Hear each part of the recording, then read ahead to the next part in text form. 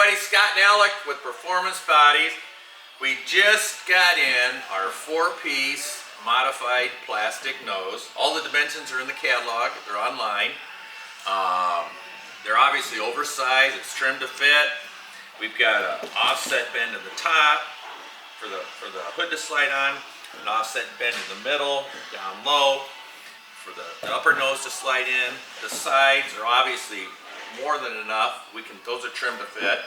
And on the bottom, you've got the bend that'll go down to the mod balance. Yep. That being said, it's made out of the same plastic as the doors and quarters. It's indestructible, basically. Brand new, just got them. We're waiting for some feedback. We're going to ship some out, but I think it's going to be a hit. Yep, approved in multiple series. So take a look at our catalog. Got any questions, always give us a call. Thank you.